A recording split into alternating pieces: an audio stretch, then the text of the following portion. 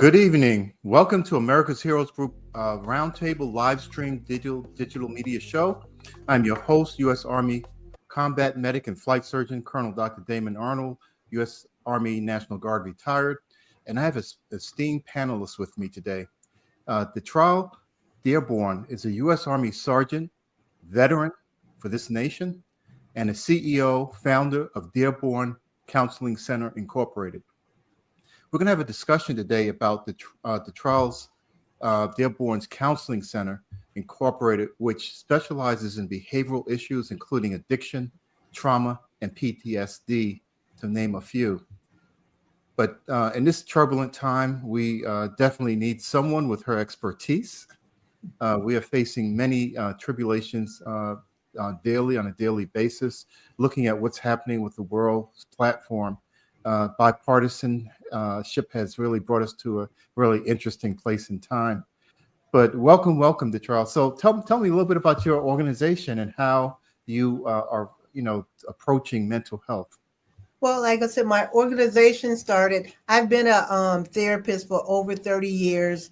And throughout, I've worked in hospitals, and I worked for Illinois Department of Corrections and the Illinois Department of Human Services.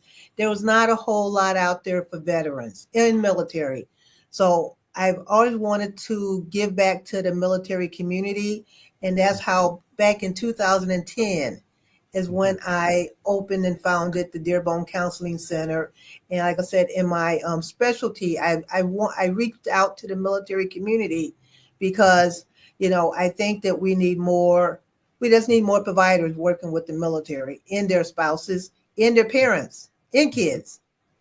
Yeah. So, like I said, being a veteran myself, my dad was in the military. My dad and my brother was in the Navy. My uncles were in the Army. I have all types of cousins in the Navy, Air Force, Marines. I just knew the importance of mental health as far as the military, their spouses, their kids. I love that because it sounds like more of a holistic, family-centric approach. I mean, we have a tendency sometimes to look at people who have mental challenges in their life that arise as being isolated only as the person themselves, but they're part of the context of a community, part of the context of a family, right? Yes. So how does that work? What do you feel? Why is it so important to include the family members and even community members and friends in their dealing with this mental issue? Well, like I said, one thing that I notice a lot is, both. Sometimes you will have the spouse who has went through the military career with the military member, but I think more or less.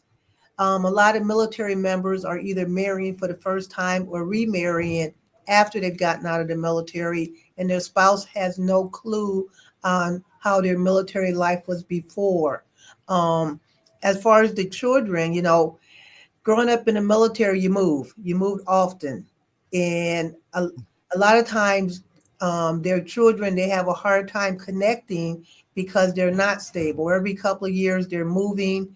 And, so working with their children is wonderful because we get to connect and they get to have some stability and learn, some skills to help them as they move around with their parents. And so the mom, I've had a couple of moms. One mom who nobody in the military, nobody in her family had ever been in the military. And somehow or another, they found me. And so I was able to help her, walk her through. Her son was in basic training, and able to walk her through. And after that point, he was in AIT maybe. And then he was getting ready to deploy over to Poland when we first started sending people back over to Poland. And she was really, really nervous. Currently, I have an Air Force mom whose son is stationed in Belgium. And, with everything going on now, she's just really concerned about her son, and I can kind of help with some of that anxiety to get the parents to understand a little bit about military life, and that our military members will protect each other, throughout their daily duties. Yeah, that's really important, and it's really interesting when you started talking about where people start out. Some people start out with military families, maybe on a base, and they move from place to place. Other people join the National Guard, and they're already embedded in the community, and they're, doing this service. They're, 1 weekend a month and 2 weeks out the summer, for active training. But, I'm wondering that there has been a big difference in how people enter the military and how they return home since World War II. So people, should have 2 months or 3 months on a ship, coming back to the United States, before they got reintegrated. There was time for them to maybe decompress to some degree. But now everything is so instantaneous. Even with Vietnam, people were coming back faster than World War II. And now it's just like, it seems like overnight you're back in the States. I remember one, sort of screening I had when I first got back. It was down in Fort Bliss, Texas. And for my first combat tour duty, and they said, "Well, does anyone have is anyone crazy in here?" And I was like, "There's a room packed of people," and no one raised their hand. A couple of people raised their hands like a joke, and they were like, "I'm not going to raise my hand in front of my command structure to tell them that I think I'm crazy, right?" and they said, "Well, if you do have that problem, then you're going to stay here for another month or two as we work through things." And people were like, "I'm getting out of here." So there's no incentive to admit that I have some kind of issue going on. But so like you say, the one thing I can say also, there's a big difference between active duty and reserves and guard. So most active duty, they're on a base. They're somewhere close to a military base, and they have that community. And this is really for family members. And if you're guard or reserves, you're in the community and you don't have that military family. And I see a lot of the spouses and kids struggle because other people cannot identify. And I'm sure that you may have went through some of that, being in the guard and not having the support from a military base and everything that can offer. Yeah, and another aspect of that is that sometimes you get attached to other units. So when you come back home, you're by yourself. You're not from the state that the unit you were attached to. So you can't even talk to people who were part of your, combat arms people who with you, your battle buddies, right? So that also causes a problem. But it seems like sometimes mental health issues can be kind of insidious. They sort of are there, and people don't really recognize they're actually going through it. And someone else has to point it out to them. They lose their temper, or they're trying to figure out. So, what kind of advice do you give to the family members who are seeing someone go through something, so that they can recognize, maybe I do need help. People sometimes don't want to get help, because they feel like it's because of all of the ways that things are sort of casted as being, you're weaker, or, there's a problem, and, those kinds of things that happen to try to paint mental health as a very negative thing to have, when in fact it's something that can be treated. I mean, it's much more treatable than many of the diseases we treat: diabetes, high blood pressure, and other things. Mm-hmm. So, what kind of advice would you give to the family members and to the person that, is being told, maybe you need to seek some help? Well, I would just tell, the family members to be supportive, but for our military community. And it's kind of like when I worked in a hospital. And that's why I really like being in private practice now. Mm-hmm. When you talk about mental health, it's always has been it's always been negative, especially in the military. Mm-hmm. You're weak, you get kicked out, so nobody really wants to admit to it. And so for a military member to even go to the clinic on base or the VA, it's a hospital-like type setting. And if you've ever been in an inpatient unit, then that can bring up a lot of anxiety. So sometimes for military members, if you can start off with somebody in the community, who makes you feel safe, then that's good. But even if you don't have somebody in the community, definitely please go get help, because, again, this is something that you don't have to struggle with alone. So this is what I want to tell the family and the military members. You don't have to struggle alone. I really do so when I've served back some time, and they didn't have and I talk about the military OneSource program. I really like that. And that's for active duty members, active duty guards and reserves. So it's a non-medical counseling program, and it helps individuals get their foot in the door as far as talking to a therapist about deployment issues, redeployment issues, parenting issues. And so that is a first step into counseling. Okay.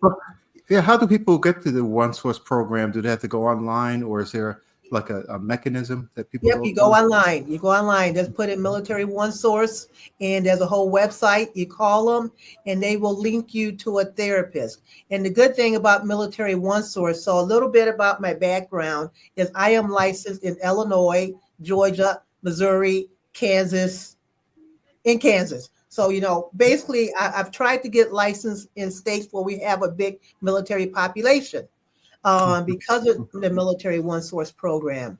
The good thing about military OneSource too is if you're OCONUS, if you're overseas, we can still see you. The only thing is we have to adjust our time to the military members. So I've worked with people in Bahrain, in Korea, and so it gives military members a better opportunity of getting the help. So yeah, just call military OneSource. A lot of times I'm getting a lot of officers in the program, and they say, yep, we're going to go back and we're going to tell this, we're going to pass this information out, because I don't know how well it's being promoted, but we're here, and military OneSource is a really big program. Yeah, that's very great information. I'm actually going to mention it to my VSO, my VFW posts, because we have American Legion posts and VFW posts, and the VSOs, veteran service officers, try to help people as far as their medical claims and all those kinds of things in the background, getting them kind of some source, social services and that kind of thing. But this is really a critical issue that people need to know. So that OneSource, you just go military OneSource, and that's it for Googling. Okay. But for veterans, so veterans who are, well, let's say, so if you're getting Champ VA, so I'm also a provider for Champ VA. Okay. And also the other one is Community Care Network. So let's say that you couldn't get into the VA, or there was some issue and you didn't like your therapist at the VA, you can request through Community Care Network to see an outside provider. So I'm also I'm credentialed to work with Community Care Network and Champ VA. So there's different programs out there for military. Okay. And how's the insurance side of things? Because I'm a physician, so I know insurance could be not just an uphill battle. It's one of my friends who's a veteran from Vietnam, and he's an attorney, but he always says that his father said that, in order to start out, you have to climb to the bottom of the hill. So sometimes it can be quite a challenge. But how do you feel about that? How does that working out? Well, they're both working out now. Let's see, Champ VA, the government redid some things, and we all had to do direct deposit, and that became a problem. But now, since we got that resolved, payments are good. Payments are on time. So, yes. Yeah, because that's really important. You have to support the service that's being provided, and a lot of people don't really realize that you can't keep your lights on and run your practice on $0, right? Yes. but without we always go with de-identified data and all that. But with any cases that come to mind that where you feel that the person really was helped by getting the counseling, or some success stories about people who went and sought the help and actually came out of it a better person. Oh, well, I think a lot. So like I said, we're going to start back with probably people still serving. After working with a lot of my people, it gives them the motivation to want to stay in, because sometimes when I get people, they're just, that they're at a point in their career to where they really don't know what to do, the military is tough. You know, you and I've been there. We know that. And you know, if you have issues going on with the family or multiple deployment, because I have some people who that, you know, deploy, and they're like, I can't even take care of my family. So based on having to be able to talk with us, you know, the providers, it gives them a peace of mind. It helps them to get their lives together. So we work with people with life issues. So it helps them to get their lives together so they can be productive and can stay in the military. I have a lot of success stories. That's why I like the program. I stay with it. I like giving back. I'm trying to think. And well, I guess recently, you know, with the boy, I just lost it. And I say it all the time now. Oh God, please forgive me. No, no problem. Yeah.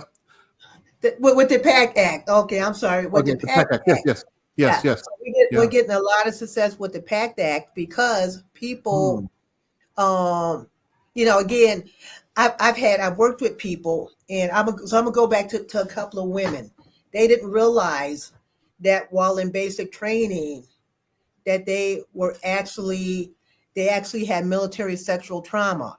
So as they're talking to me, and we're talking about stuff like that, and I'm like, well, you know, I don't know that, you know, that was supposed to happen. You know, your drill sergeant was not supposed to do that. So I had a lady I worked with a few years ago, and you know, we kind of talked about it. And recently she called me and said, you know what? I was thinking about it. That was military sexual trauma, you know. And from there she went to the VA to get her treatment, only because of some other technicalities, but that allowed her the opportunity to say, yes, I did experience military sexual trauma, and I'm going to get treated for it. Yeah. That's very important for you know, for women to know that they have a place in the military. They're the strength of the military too, and you know, working with the medical units, I had some of the most fantastic nurses and and you know, people who are medics. You know, pulling people out of some really hairy situation on combat. You know, stabilizing people and that kind of thing. And that's one other thing is that you know, this whole helicopter crash. I'm going to be talking about that in another segment. Um, you know, in DC.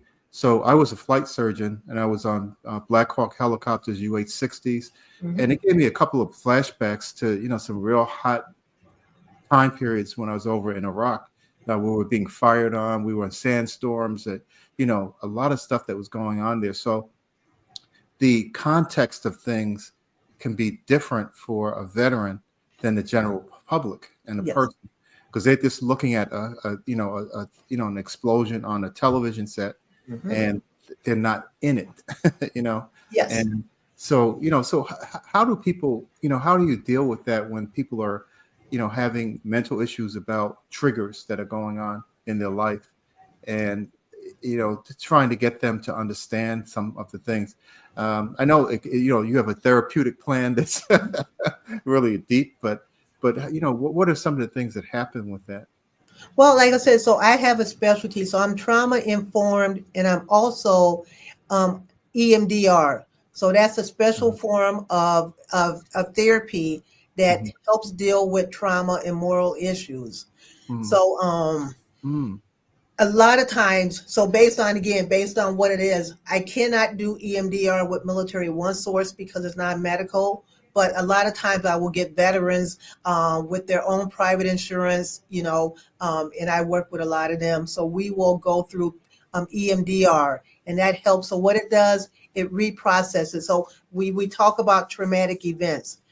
For some people, that trauma get maladaptively stored in the wrong part of the brain. And what EMDR does, it reprocesses that trauma and stores it correctly in the correct part of the brain. So I tell people it's like a train. Like a train that's on the train track, and it's not moving. And you know, it's causing all types of chaos. And people don't realize that until we go through the EMD process, or they start talking to me about their, some of their symptoms. Hmm. And we do EMDR, and it helps to reprocess those maladaptively stored memories. And, they feel really, really good Yeah. after we can do that. Oh, fantastic. Yeah, and one of the other issues is that many times, when you come back, like I was, it was kind of humorous when I was saying I came back and they said, "Is anyone crazy in the room?" That kind of thing, you know.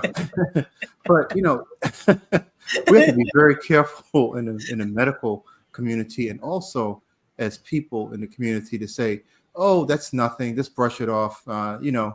It's not really a problem. And there seems to be sort of a push to make people think that what they're experiencing is, oh, it's nothing, it's trivial, you'll get over it in a week. It's just it's just something you're going through, and that can be really destructive to the process of healing or people coming back. So what kind of advice would you give to people who are providing care to veterans that are not part of, haven't had the experience of being part of the military, don't understand how veterans, feel and operate? Is there something that you would say to the uh, general community or to other providers who are out there who don't really take care of veterans on a regular basis? Well, I would tell them, and I do tell them, I said, get out there, get to know veterans, get out there to know them, talk to them. Just don't automatically think, the thing is, when Hmm. people say, oh, you're in the military, first thought is, oh, they're crazy, they got PTSD. No, really get to know them, get to know the community, get to know how they lived, get to know the how tight the military community is. So that would be my best thing, is just to go out there and really talk to them. Not to people in your office, but there's, if you got family members, if there's a lot of military people out there. Go to events, learn about the military, and learn that they're people. Hmm. Military people are people. Who and they're in a really tough spot, because like you said, even like now, even though it's better, and I say it's better than when I served, mental health, if you're crazy, if you have mental health issues, your Yeah. command may still look down on you. They may still say that you're not ready for the mission, and then your people, the people around you, may not trust you. and Yeah. and you have to know all of this stuff when you're working with military people, because it's not simple. It's not as simple as working with civilians. Okay, and sometimes military members will not open up, and one of the big things is they don't open up about how much alcohol they use, Yeah. because Yeah. um, they don't want to be looked down upon with the therapist. So really getting to know, like I said, that's talking to military people, talking to veterans, talking to everyone, and getting yourself exposed into that lifestyle will help you become a better provider. To understand that if I'm active duty, I may not just come out and go, hey, I'm having night terrors. Okay. Hmm. Yeah, yeah, that's a really important point. And when you were mentioning alcohol, it's making me think also of, you know, uh, there is a military personality, and it's almost like you have multiple personalities in a person. So you have the you have the enemy combatant, right? That you're going out to do harm to someone. Um, you're trying to protect your people who are around you, within your unit. And then there is another time where you're off of that shift. And one of the things that I found when I was actually in Iraq, because I did a couple of tours there, is that the downtime was where people had problems. Yes. They were sitting there going like, well, this is not why I'm here. I'm here to be a combatant. I should be out in the field. So Right. it drove them to go out over and over and over again. And that kind of thing also becomes the way that they identify themselves as a person. And so I should be angry. I should be, and I'm wondering if that has some relationship to how people view whether this is something normal or abnormal, that I'm yelling at my supervisor, at my boss. Maybe not a good idea. you know But maybe there's some kind of correlation between that. I don't know. Yeah, I think that it is. So I'm saying I think that it is. Yeah. Because I think that it's maybe harder for people to have a little bit more insight, and say, oh, maybe this isn't right, and I shouldn't be doing this. And so, but but there's so many things that, and the thing is that you were saying this before about you automatically are crazy and PTSD and this horrible image of a soldier. I think most of them don't have that that particular picture. And how does this affect families too? Having the person that is maybe their supporter, the person that's their partner, uh, you know, being viewed like that.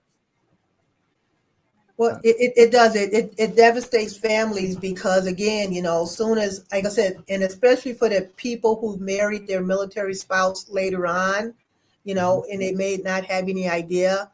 And then, people go, oh, you got PTSD, and, so people look at them and that impacts the family.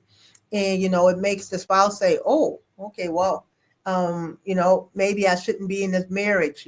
What's going on here? Okay, yeah. Well, we have a couple of minutes to go, and I just wanted you to give just a view of what you think people should do if they're seeking help or their family members, if they know someone needs that help, who's a veteran. And I'm just going to have one personal request. You have 5 states you mentioned you were licensed in, but you can mention those again. But I'm hoping you add Hawaii because I'll come to visit you. Well, I get to do Hawaii free, well, no, I guess no, Hawaii's a state, so I may have to add Hawaii. Yeah, that might be a good one. We got the Army Marines in Hawaii. Yeah, Okay, but serious note, yeah, so I'm licensed in out. Illinois, Georgia, Mhm. Kansas, Missouri. You have all your big military bases there. Right. But the first thing is, we do have our VA systems. We have vet clinics, okay? Don't be afraid. I'm gonna say, please don't be afraid. That's probably the biggest fear is trusting, because people in the military were tough. We've been Mhm. tough. We can't be weak. And that's the biggest thing that people see, that they feel weak. So please, let's trust the system. Find a Okay. therapist that you really enjoy, okay? Mhm. And get the help that you need. Oh, thank you, Detrall Dearbone, CEO, therapist at Dearbone Counseling Center. Wonderful, wonderful job you're doing. Thank you for all the service you give to our veterans and their families. Good. And thank you for having me. I really love doing this. Okay, we'll have you back.